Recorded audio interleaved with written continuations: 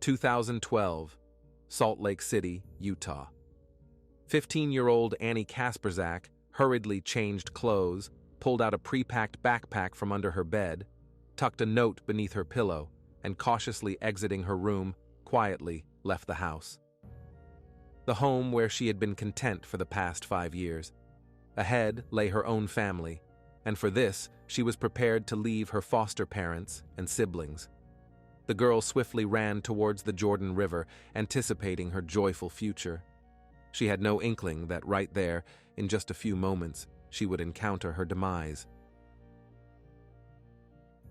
Grace Kasprzak, known to everyone as Annie, was born on January 10, 1997.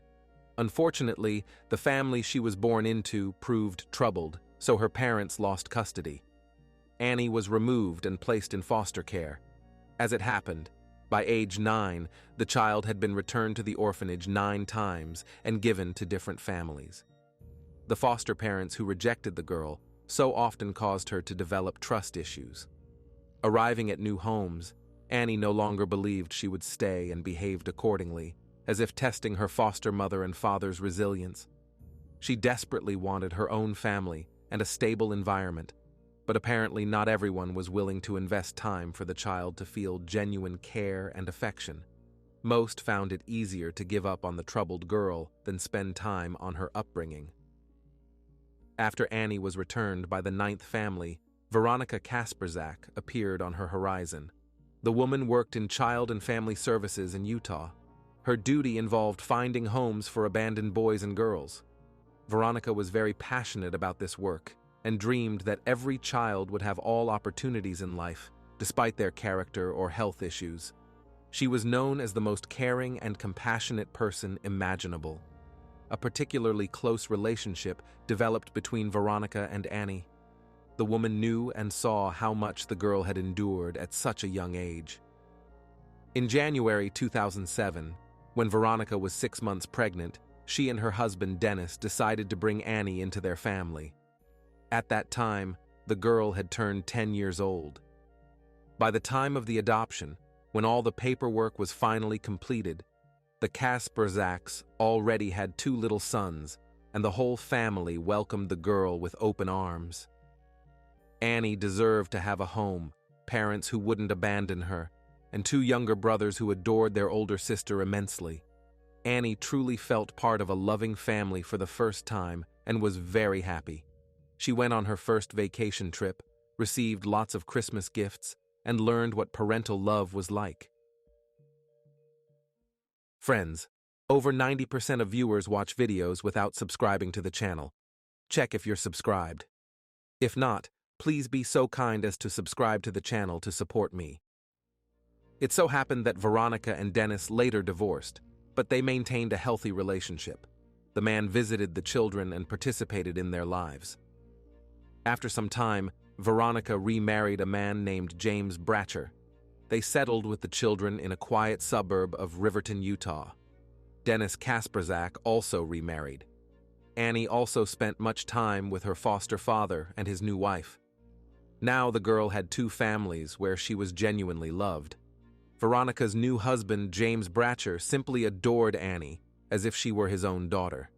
He was ready to fulfill any wish of the girl so she could persuade him to do anything. Once, the girl saw bright red sneakers in a shoe store. Annie was so thrilled with them that her stepfather gifted them to her for Valentine's Day in 2012. By this time, Annie had turned 15. She was a freshman at Summit Academy in Draper, Utah. Like most teenagers, the girl enjoyed listening to music, spending time with friends, and adored animals. Annie performed very well in school and dreamed of becoming a psychotherapist because of everything she had endured in childhood. She wanted to help other children, just as her mom Veronica had helped her. This girl had so much unexpended love that she was ready to share it with everyone. Annie was completely unable to hide her feelings and emotions. If she disliked something, she would say so directly. If she was charmed by something or someone, she likewise didn't conceal her experiences and gave herself to it entirely. In her teenage years, Relationships with boys entered Annie's life. She had a boyfriend whom she was madly in love with, and judging by her stories, the young man also had warm feelings for her. On March 10th, 2012, Annie stayed home to watch her brothers, while Veronica and James went out for dinner. When the adults returned, everything seemed normal. The girl went to her room to listen to music, and Veronica headed for the shower. James was putting the boys to bed at this time. It was a typical Saturday evening in their home, with no signs of trouble. When the woman finished her shower, she peeked into her foster daughter's room to wish her sweet dreams. However, Annie wasn't in her bedroom. Veronica called for James, and together they began to wonder where the girl could have gone in the past half hour. At first, the parents thought Annie was playing a prank on them, hiding somewhere and watching as they ran around the house in panic. But then James found a letter on the girl's bed, hidden under the pillow, where she explained everything. The message stated that Annie had made some mistake, lied to her mother and friends about a couple of things. Now she felt guilty, so she decided to go to California to escape her shame. She had only lied to elicit sympathy. And now, feeling out of place here, the girl asked not to be searched for. The fact was that about a month before this, Annie had experienced her first intimacy with a young man. For some reason, she decided she was pregnant. She broadcast this news to the whole world, although later she took a test and it turned out negative. Moreover, after this, Annie started taking pills to prevent pregnancy. So this whole story was just a product of an affectionate teenager's imagination. The girl had dreamed of her own family since childhood, where she would love her children more than anything in the world, and took her wishes for reality. Annie wasn't pregnant, but still lied to her friends that she was expecting a child. Although now she had a wonderful family and great parents, but childhood sufferings had left their mark and caused deep trauma in the teenager's life. After reading the letter, Veronica and James immediately contacted the police. While law enforcement officers were responding to the call, the parents began phoning all of their daughter's friends, trying to find out where and with whom she might have gone as night fell. They also reached out to Chris, Annie's boyfriend, whose full name was Darwin Christopher Bagshaw. The young people had met in math class and started talking. Then their communication grew into a relationship that had been on and off for the past year and a half. Annie wasn't just in love, she was obsessed with this boy. Chris was at home. He told Veronica he didn't know where Annie was, but the girl had mentioned planning to run away with some guy named LJ. This name was unknown to both her mother and stepfather. The teenage girl didn't tell her parents about all her friends, so the information Chris provided wasn't helpful. Soon, the police arrived at the Kasprzak's home to file an incident report. While the officers were talking to Veronica, James managed to track Annie's cell phone location through a special app. Judging by the speed of movement, the girl was traveling by car, and then the phone signal suddenly disappeared. It was likely turned off. While the police were searching for the runaway, Veronica took a photo of her daughter and went to the supermarket near where the mobile signal had stopped. The distraught mother walked around the store parking lot, showing Annie's picture and asking passers-by if anyone had seen this girl. Having no success in her search, Veronica returned home and kept dialing Annie's number again and again. But all calls were immediately forwarded to voicemail.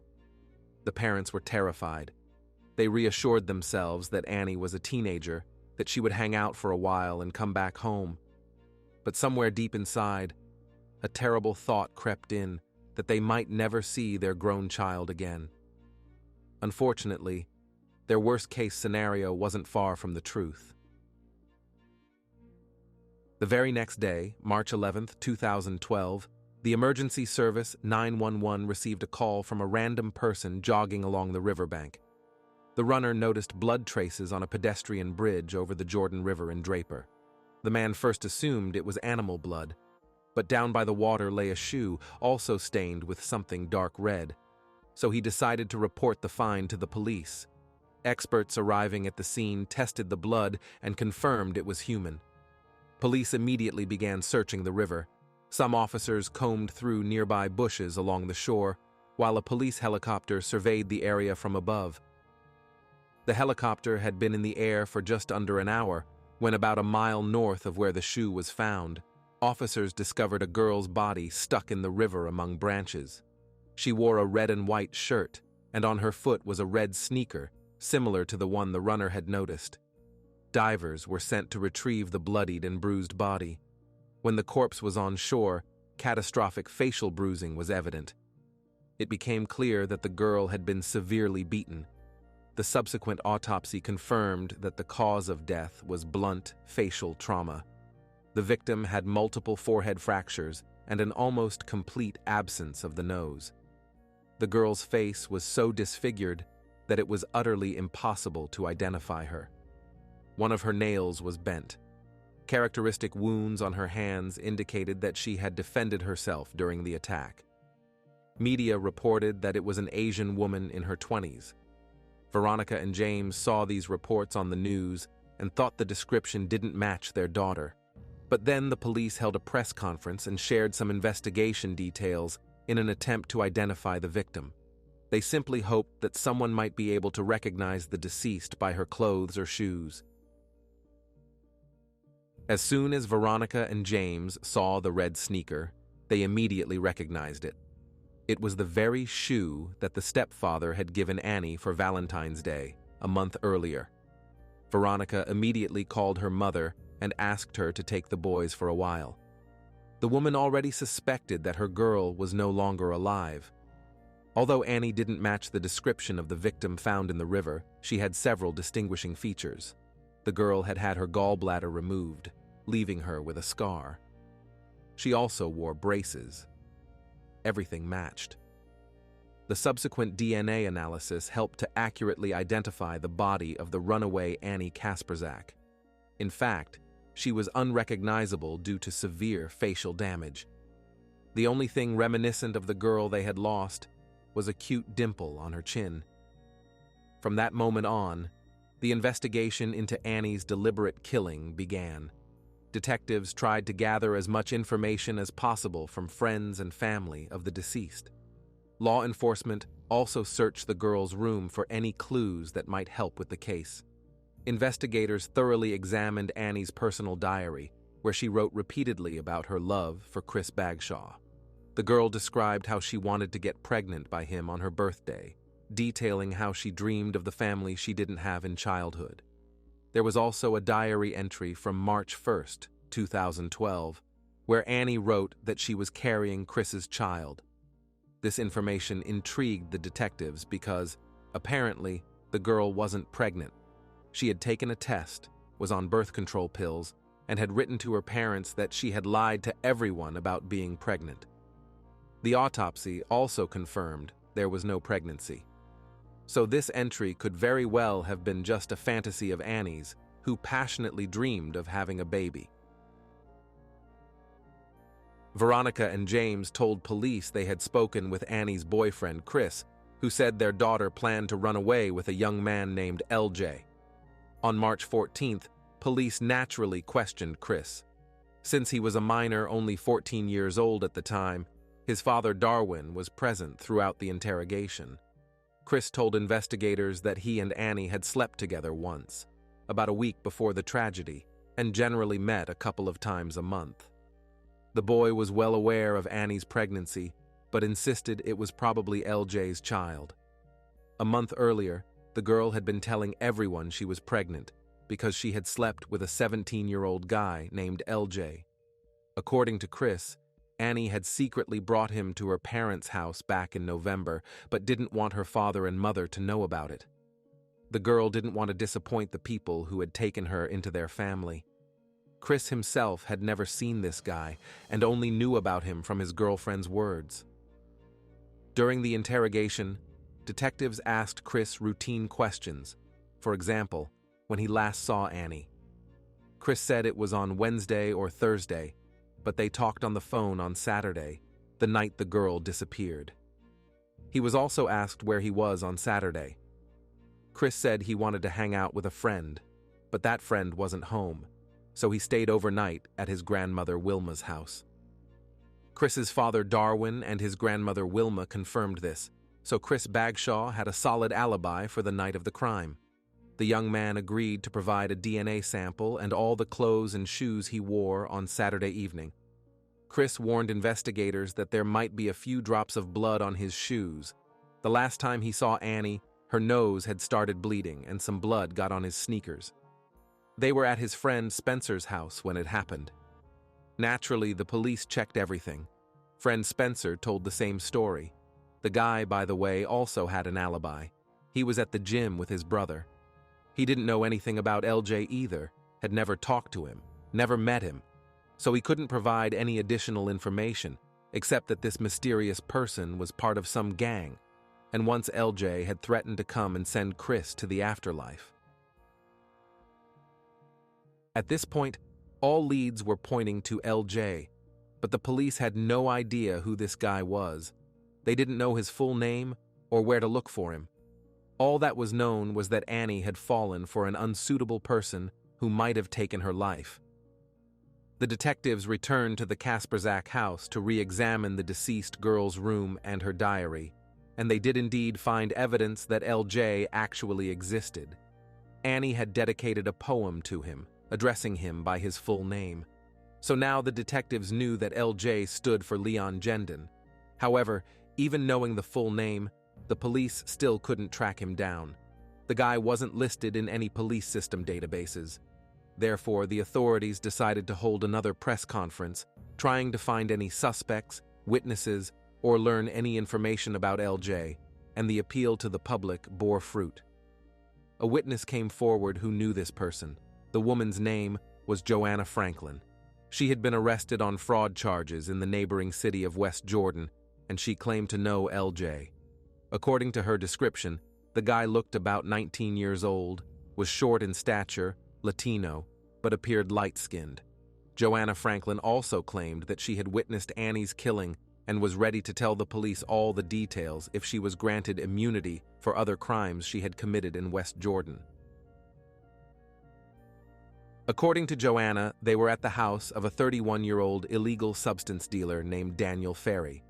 He was a gang member with a long criminal history, so he was well known to law enforcement. On Saturday evening, Annie came there with LJ.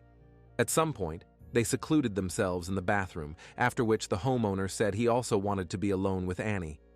The girl laughed and refused his advances, and he grabbed her by the neck and pushed her into the wall with such force that blood spurted from her nose, mouth, and ears. Joanna wanted to approach to help the girl get up, but she wasn't allowed to do so, being sent to another room.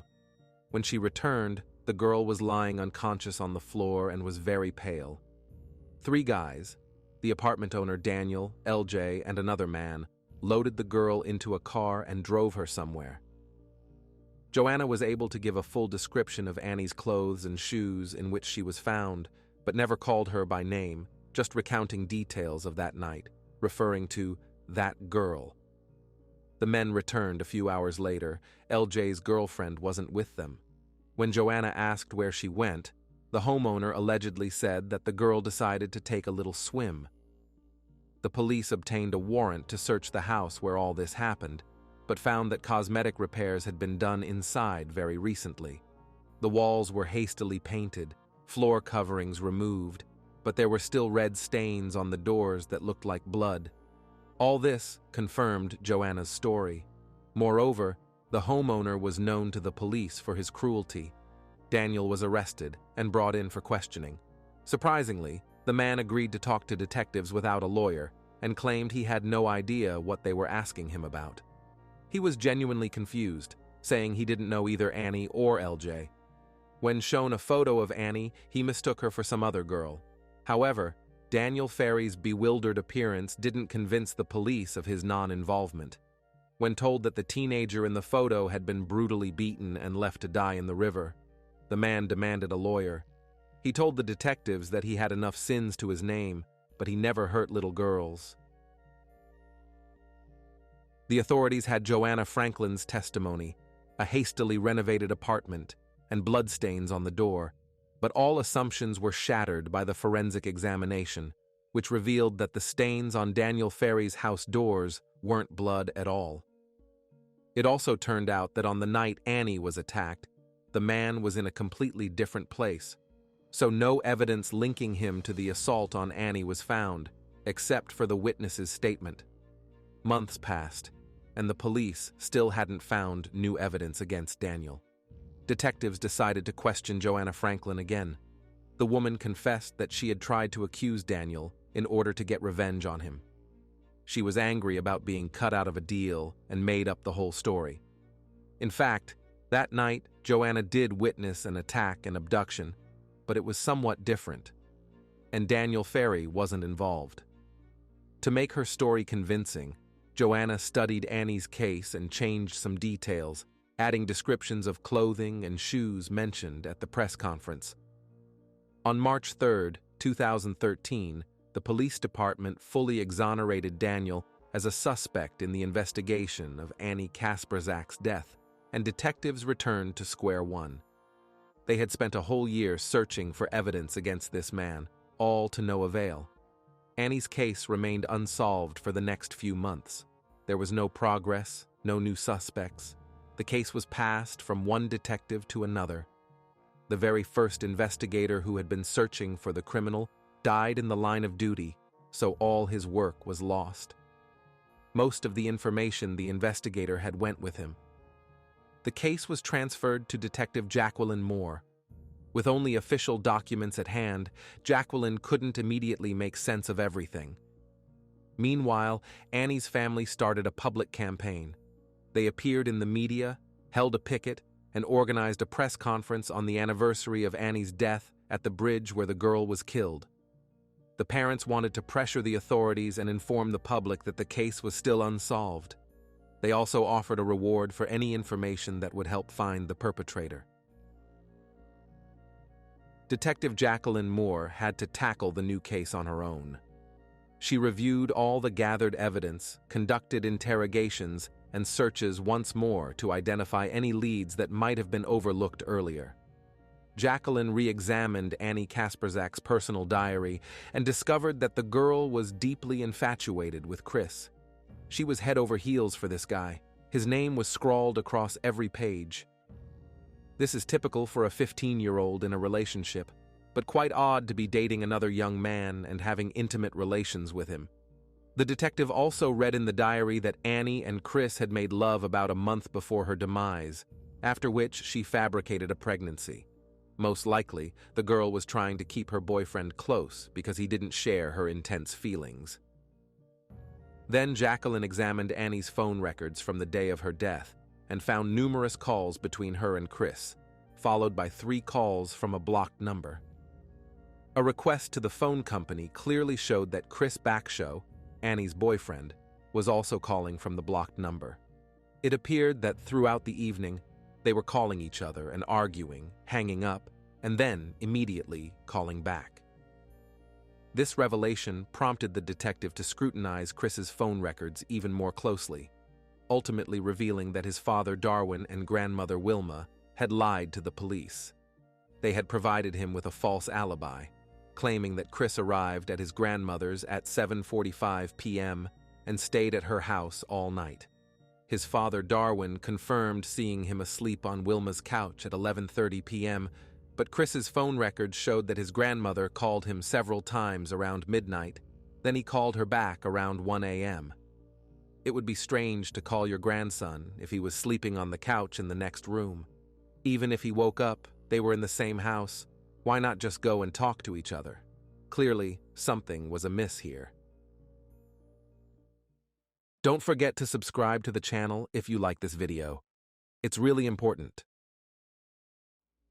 Detective Jacqueline reviewed all of Chris's police interviews again and noticed that the nosebleed story didn't add up. According to Chris, a few drops of blood got on his shoes, but the forensic report indicated there was much more of Annie's blood on the footwear than just a few drops. For some reason, the detectives didn't find this odd, probably believing the nosebleed story confirmed by Chris's friend Spencer. Jacqueline examined Spencer's interrogation records and noticed that, at one point, investigators checked the call log on the teenager's phone. There they found a strange message from Chris Backshow, where he told his friend that the police should be coming to Spencer and he needed to verify the story about Annie's nosebleed. The guy complained that his shoes were taken for examination and he didn't want to be accused of anything. In reality, Spencer was asleep that evening and saw nothing, but Chris asked him for a favor. The friend merely told the police that Annie indeed had a nosebleed that evening, but this wasn't true. Detective Jacqueline, latching onto this message, called Spencer in for questioning, and the boy immediately admitted to lying. He hadn't seen Annie having any issues, but believed his friend that it happened.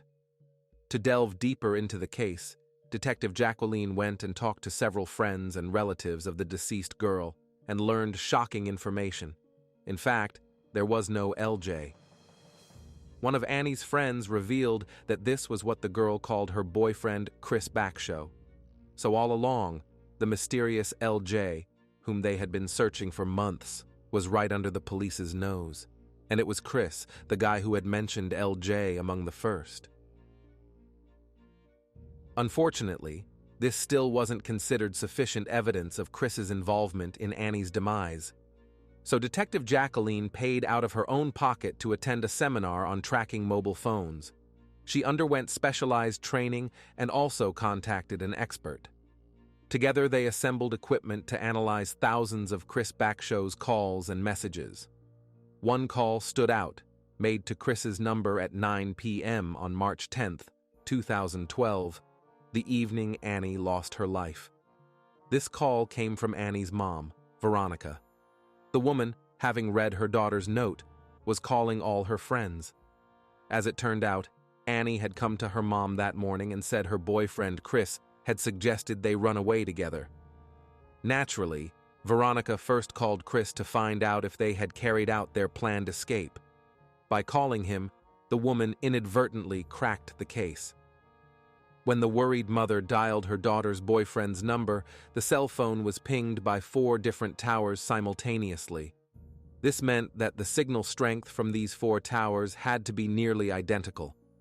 Detective Jacqueline and her assistants drove around the area of these towers, trying to pinpoint a location where the signal from all 4 was the same. In fact, there was only one place where this could happen, and it was right by the Jordan River, where Annie lost her life. It appeared that at 9 p.m. on March 10, 2012, Chris Backshow was in the same area by the riverbank. By that time, the young man had moved with his mother to Grand Junction, Colorado. When brought in for questioning, he refused to talk without a lawyer. The young man was extradited back to Utah in October 2014. He still maintained his innocence in his girlfriend's demise. His trial was set for March 2016, with Chris to be tried as a minor. Essentially, this meant that even if Chris was found guilty, he would be released in 4 years when he turned 21. The young man was held in a juvenile detention center awaiting trial. While there, he confessed to another inmate about Annie's demise and revealed all the horrifying details. This inmate then relayed his story to the police. The essence of the crime was that Chris was upset about the rumors Annie was spreading about her pregnancy. He didn't want to become a father at such a young age or take responsibility for the girl and baby. Chris didn't have deep feelings for Annie. She had initiated their relationship. That evening, the boy contacted Annie and asked her to meet him at the Jordan River so they could run away together. When Annie slipped out of her parents' house, she ran to the date straight to the riverbank, expecting to see her beloved. When the happy Annie arrived there, instead of a kiss, she received several blows to the head with a shovel. Chris struck until his girlfriend's face was completely disfigured. And when the girl fell unconscious, Chris placed the shovel against her face and stomped on it until Annie breathed her last. The girl fought for her life as best she could, but unfortunately, Christopher overpowered her and beat her to death. Then, to dispose of the body, he threw it into the water. After this information was passed to the medical examiner, he compared it with the autopsy results. The injuries fully matched the crime description. It was such a brutal and personal way to take someone's life. And all because of pregnancy rumors, although Annie wasn't even expecting. Instead of somehow resolving the issue, this young man most brazenly decided the fate of his girlfriend, who had her whole life ahead of her. This senseless motive provided little comfort to the girl's grieving parents and friends.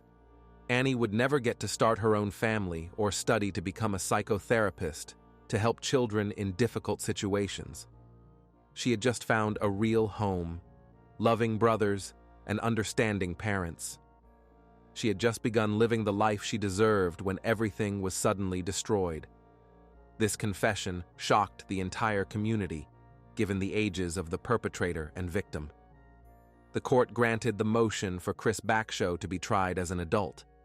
Just a week before the trial, he changed his plea from not guilty to guilty of intentional killing. His lawyer told the court that Chris wanted to take responsibility for what he had done. During the sentencing hearing, Chris apologized to Annie's family and his own parents. He tried hard to show remorse, but it's difficult to believe he felt any real guilt. The young man had lied to the police and lived peacefully for several years until his lies finally came to light. The day after Annie's body was found, Chris asked everyone to wear red in memory of the girl, as it was her favorite color. He posted on social media about how the world is filled with hate and anger, and no one understands the pain of losing a loved one until it's too late. Chris spoke about how he missed his girlfriend, how wonderful she was, and how they loved each other. This was despite knowing full well who had taken Annie's life. In February 2016, 18-year-old Chris Bakshow pleaded guilty to first-degree felony murder in connection with Annie Kasprzak's death. Faced with irrefutable evidence, he avoided trial by agreeing to a plea deal. Chris Bakshow was sentenced to life in prison with a minimum of 15 years behind bars. He will be eligible for parole in 2034. Darwin Bakshow, Chris's father, and grandmother Wilma were charged with obstructing justice and giving false testimony. They received suspended sentences. How emotionless and detached must one be to end the life of a girl you'd been dating for a year and a half, while believing she was carrying your child? Essentially, by taking Annie's life, Chris was eliminating two people. In a recent prison interview, Chris said he thinks about Annie every day and takes full responsibility for her death, but he still seems unable to articulate what drove him to commit the crime. Chris has petitioned for release due to mental health issues, but so far these requests have been denied. Annie's family strongly opposes any early release for the person who took their daughter's life. While the justice system attempts to rehabilitate the offender, Annie's loved ones prefer to focus on memories of her and the life she should have lived. She was described as a vibrant, energetic girl who loved dancing, drawing, and spending time with friends. Her untimely death at the hands of someone she trusted more than her parents is a tragedy that shocked society. The Annie Kasprzak Memorial Fund was established to honor her memory and help students who share her interests. A memorial bench was installed along the Jordan River Trail in her honor. Now any passerby can sit, catch their breath, and remember this girl who had to say goodbye to life so early, simply because she loved too much and dreamed of a family. Annie's relatives scattered her ashes over the ocean so she would never remain in one place. Now, wherever they go, they always feel Annie is with them. Veronica Kasprzak remains as caring as ever towards children deprived of a normal childhood. She and James have essentially adopted 5 more children, which was exactly what Annie wanted. This is the end of the story. Like the video and leave your thoughts in the comments. This was Jeremy. See you soon.